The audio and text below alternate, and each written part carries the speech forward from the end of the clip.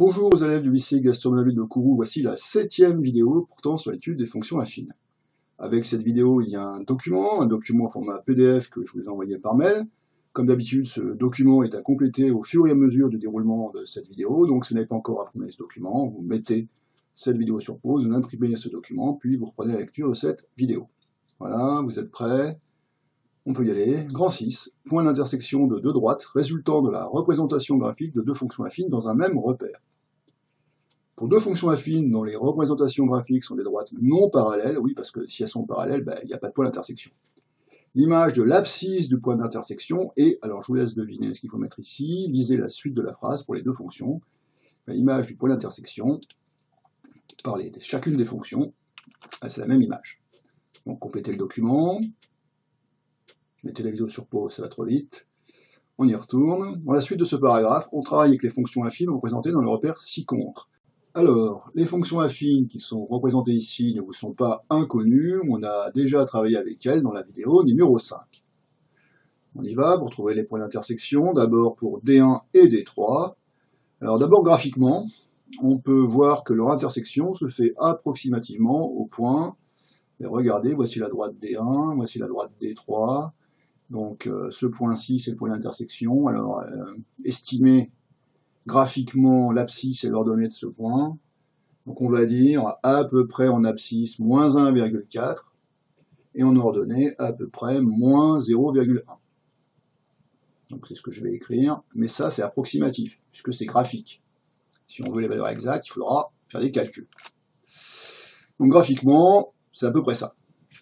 Par le calcul, il faut résoudre l'équation f1 de x, donc f1 c'est la fonction affine dont la représentation graphique est la droite D1, est égal à, c'est ce qui est écrit ici, ils ont la même image pour le point d'intersection, donc f1 de x est égal à f3 de x. Ce qui s'écrit, alors il faut trouver l'expression de la fonction affine f1, on l'avait déjà fait dans la vidéo numéro 5, vous pouvez vous y reporter, le résultat est déjà connu, mais je vais le refaire. Donc pour la fonction f1, qu'est-ce qu'on constate? Pour le coefficient directeur, j'avance de 1 et je monte de 3, donc le coefficient directeur c'est 3, et l'ordonnée à l'origine c'est 4. Donc la fonction affine f1, c'est 3x plus 4. Pour la fonction affine f3, rappelez-vous comment je viens de faire, essayez de le refaire. Alors pour la fonction affine f3, qui est la fonction affine représentée par la droite D3, donc par exemple ici, j'avance de 1 et je descends de 2, donc le coefficient directeur c'est moins 2, et l'ordonnée à l'origine c'est moins 3. Donc l'expression de la fonction affine f3 c'est moins 2x moins 3. Donc cette égalité s'écrit, si je remplace la notation fonction par l'expression des fonctions, ça donne ceci. Alors, vous allez tenter de résoudre cette équation par vous-même, je vous laisse le faire, mettez la vidéo sur pause le temps de le faire, puis vous reprenez la lecture de cette vidéo pour la correction. Correction, donc là, je réécris le point de départ de l'équation, ensuite je décide de mettre tous les x à gauche. Voilà ce que ça donne. Donc plus 4, j'enlève 4 d'un côté, j'enlève 4 de l'autre, c'est pour ça qu'il y a un moins 4 ici. J'ai fait deux choses en même temps, effectivement, ici. Après je réduis, 3x plus 2x, ça fait 5x, moins 3 moins 4, ça fait moins 7. Donc x est égal à, j'espère que vous avez trouvé, moins 7 cinquièmes équivaut moins 1,4. C'est ce que j'avais trouvé graphiquement, mais j'ai eu un peu de chance. Maintenant, il faut calculer l'ordonnée. Alors, pour calculer l'ordonnée, il faut calculer l'image de moins 1,4. Alors, par F1 ou par F3 les deux doivent donner le même résultat. C'est ce qui est écrit ici, rappelez-vous. Alors, on va calculer les deux images. Ici, je vais calculer l'image par F1 de moins 1,4, et ici, je vais calculer par F3 l'image de moins 1,4. Bien entendu, on doit trouver la même chose. Alors on y va pour l'image par F1, donc je remplace dans F1, je remplace x par moins 1,4, voilà ce que cela donne. Donc 3 fois moins 1,4 plus 4, 3 fois moins 1,4 ça fait moins 4,2, un positif fois un négatif ça fait un négatif, plus 4 ça fait moins 0,2. Moi, j'avais trouvé graphiquement moins 0,1. Bon, je suis pas très loin, mais la valeur exacte, c'est moins 0,2. Alors, pour l'image de moins 1,4 par f3, je vais vous laisser faire par vous-même. Mettez la vidéo sur pause, le temps de le faire, bien sûr. On va retrouver aussi moins 0,2. Correction. Donc f3 de moins 1,4, ça fait moins 2 fois moins 1,4. Un négatif ou un négatif, c'est un positif, ça fait 2,8. Moins 3, on retrouve bien sûr moins 0,2. Conclusion. Le point d'intersection des droites représentant graphiquement les fonctions affines f1 et f2 est en abscisse moins 1,4 et en ordonnée moins 0,2. À présent, on va chercher le point d'intersection des droites D1 et D2, qui sont les représentations graphiques des fonctions affines f1 et f2 dans ce repère. On va commencer par une estimation graphique. Alors, regardons un peu ça. Voici la droite D1, voici la droite D2. Donc, le point d'intersection est là, environ 2,1 en abscisse et 10,3 en ordonnée. C'est ce qu'on va noter dans le document, approximativement 2,1, 10,3. Si on veut les valeurs exactes, il faut faire des calculs. Donc, par le calcul, il faut résoudre l'équation f1 de x égale, alors je vous laisse deviner, f1 de x égale f2 de x. Il nous faut l'expression des fonctions affines f1 et f2. Alors pour f1, on l'a déjà, c'est 3x plus 4. Retrouvons celle de f2. Alors, pour f2, si je pars, par exemple, de ce point-ci, qui est sur la droite et sur un nœud du quadrillage, je vois que pour retomber sur la droite et sur un nœud du quadrillage, il faut que j'avance de 1, 2, 3, 4, 5, et que je monte de 1, 2, 3, 4, 5, 6, 7, 8.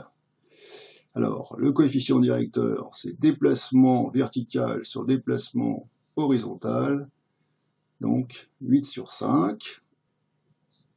Quant à l'ordonnée à l'origine, on suit la droite des deux, et on voit que l'ordonnée à l'origine, c'est plus 7. Donc, l'expression de la fonction affine f2 en fonction de x, c'est f2 de x égale 8 cinquièmes de x plus 7. On va noter tout ça dans le document. Alors, il faut résoudre f1 de x égale f2 de x. On remplace cette notation avec les fonctions par leur expression. Avant d'aller plus loin, je vais dire un mot de la fraction 8 cinquièmes. La fraction 8 cinquièmes est une fraction qui possède une écriture décimale exacte. 8 divisé par 5, ça fait exactement 1,6. Donc si je veux, je peux remplacer cette écriture 8 cinquièmes par l'écriture 1,6, j'ai le droit de le faire. C'est ce que je fais en dessous. Alors après on résout l'équation. On regroupe plus x du même côté, j'enlève 4 d'un côté, j'enlève de l'autre. Ensuite on réduit, voilà ce que ça donne. Pour finir, il y a une multiplication, donc on divise par 1,4 de chaque côté du signe égal. La solution s'écrit donc comme ceci. Attention toutefois. Ici, on a 3 divisé par 1,4. Ceci n'a pas d'écriture décimale exacte. Donc, si je veux garder une valeur exacte, je ne peux pas utiliser une notation avec une virgule. C'est pour ça que j'en passe par une fraction. Bon, comment obtenir une fraction? Une fraction, c'est le quotient de deux nombres entiers. 1,4 n'est pas un nombre entier, donc je multiplie par 10 en haut, je multiplie par 10 en bas, ça fait 34e. Ensuite, je simplifie, ça fait 15/7. Et je donne quand même une valeur décimale approchée, mais ce n'est pas la valeur exacte, qui vaut à peu près 2,14. Maintenant, on calcule l'ordonnée. Alors, je vais calculer l'image de 15/7, parce que je conserve la valeur exacte pour faire le calcul de l'ordonnée. Donc, je vais faire l'image de 15/7 par la fonction f1. Et ensuite, je ferai par la fonction f2. Alors, on y va pour la fonction f1. Je remplace x par 15/7. Ça va nous faire des révisions sur les calculs avec les fractions. Alors, f1 de 15/7 égale, je remplace x par 15/7. La fonction f1 de x, c'est 3x plus 4. Donc 3 fois 15/7 plus 4. Alors, je multiplie le numérateur par le nombre entier qu'il y a devant. 45/7. J'ajoute 4, je veux tout mettre en septième. 4, c'est comme si c'était la fraction 4 sur 1. Je multiplie par 7 en bas, multiplie par 7 en haut, ça fait ceci. Ça nous fera du 28 septième. 45 septième plus 28 septième, ça nous fait du 73 septième, environ 10,42. Maintenant, faisons l'image de 15 septièmes, mais cette fois-ci par la fonction affine f2, on doit trouver la même chose. Alors, je vous laisse le faire par vous-même, mettez la vidéo sur pause le temps de le faire, puis vous reprenez la lecture de cette vidéo pour la correction. Correction, j'espère que vous avez trouvé. Les calculs sur les fractions, c'est toujours un peu technique. Voilà ce que ça donne. Alors, je n'ai pas laissé l'écriture décimale 1,6, puisque tout est en fraction, j'ai repris la fraction 8 cinquièmes, qui est égale à 1,6, et ça donne ceci. Alors, vous vous souvenez comment on multiplie deux fractions, on multiplie entre eux les numérateurs, on multiplie entre eux les dénominateurs, mais comme ici il y a un 15, ici il y a un 5, 15 c'est 5 fois 3. Donc je simplifie par 5 ici, je simplifie par 5 ici, il reste un 8 fois 3, 24 sur 7, c'est pour ça qu'il y a un 24 septième ici, plus 7, parce que dans la fonction affine f2 il y a un plus 7. Je mets tout au même dénominateur et je retrouve 73 septième. Voilà, donc conclusion. Le point d'intersection des droites représentant graphiquement les fonctions affines f1 et f2, et alors je laisse les valeurs exactes, donc je mets les fractions, 15 septièmes, 73 septièmes.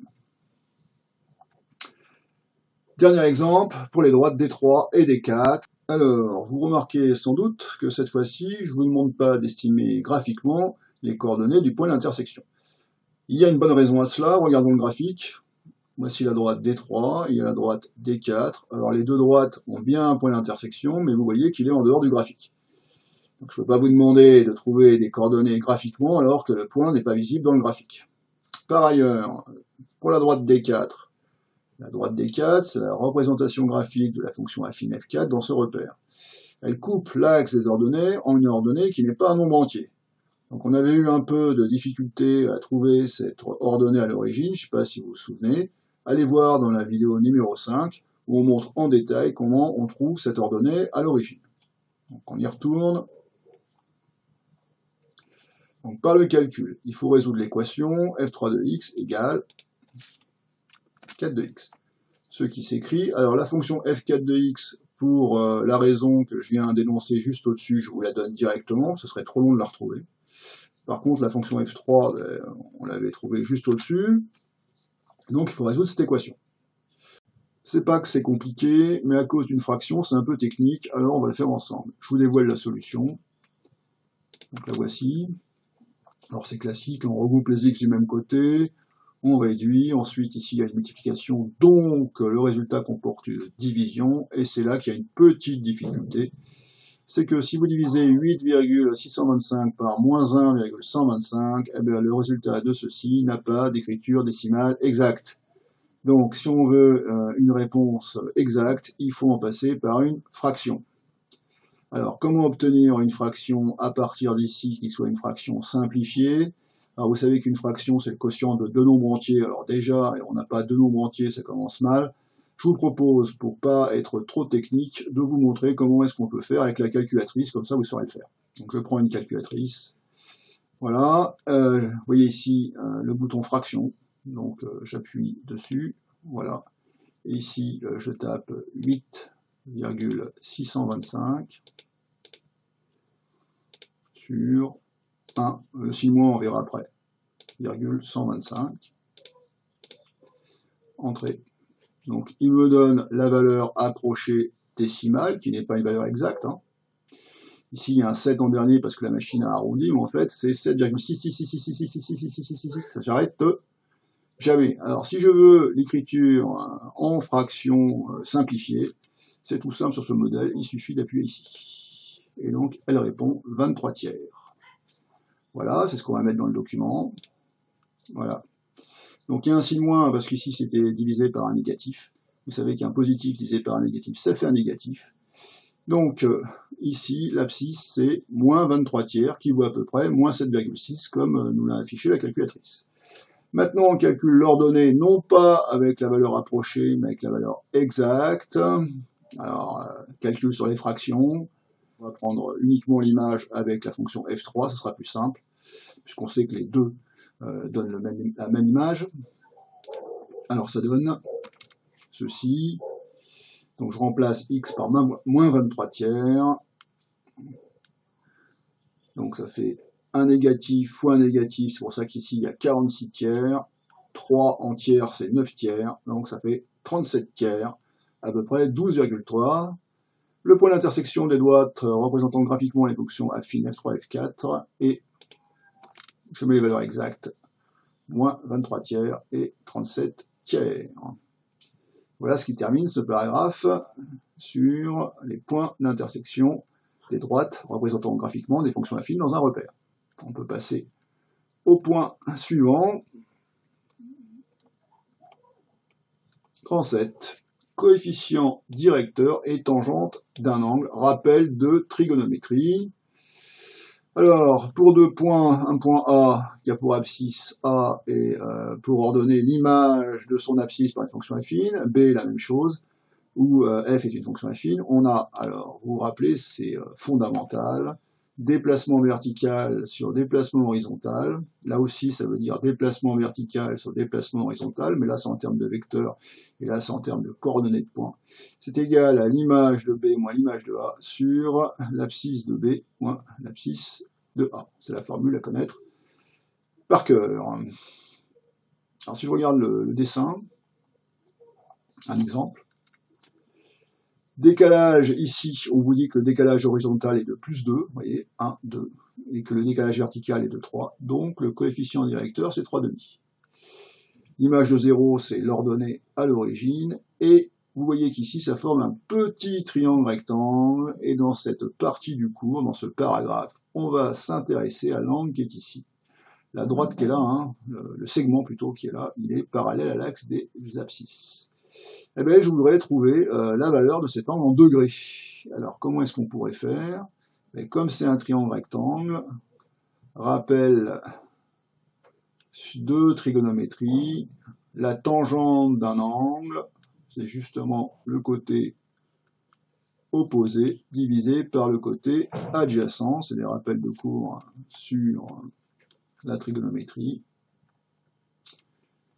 Donc, en termes de décalage, ce qu'on appelle le côté opposé, c'est le décalage vertical, et le côté adjacent à cet angle alpha, c'est le décalage horizontal.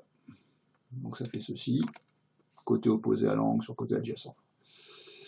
Et donc c'est égal à une tangente, tangente alpha. Alors dans cet exemple, la tangente alpha vaut 1,5, hein, puisque le coefficient directeur c'est 3,5, et le coefficient directeur c'est la tangente de l'angle, de cet angle-ci. Donc il faut prendre une calculatrice pour faire inverse tangente. Voici la calculatrice. Alors sur ce modèle-ci, c'est un modèle lissé. On ne voit pas les touches cosinus, sinus, tangente. Elles sont cachées dans une touche qui s'appelle trig. Alors avant d'utiliser cette touche trig, il faut vérifier que la calculatrice est en mode degré. Donc on va dans mode, et il faut vérifier qu'ici, il y a degrés. Alors la mienne est en radian, donc c'est pas bon. Donc je la règle en degrés. Excusez-moi, c'est pas ici, c'est là. Voilà, en degrés, entrée. Après je sors d'ici, deuxième quittée. Et je vais dans la touche trig qui me propose plusieurs fonctions. Il n'y avait pas assez de touches sur la calculatrice pour tout mettre directement sur le clavier. Donc moi ce qui m'intéresse, c'est pas la touche tangente, mais tangente moins 1. Donc celle qui va me donner l'angle à partir de la tangente. Donc je tape 6, tangente moins 1, 1,5. Ferme la parenthèse, entrée. Donc à peu près 56 degrés. C'est ce qu'on va écrire dans le document. Voilà, ce qui termine cette vidéo. Nous avons presque fini le cours, il y a encore une vidéo de cours à finir, et après, on pourra faire que des exercices. Au revoir, à bientôt.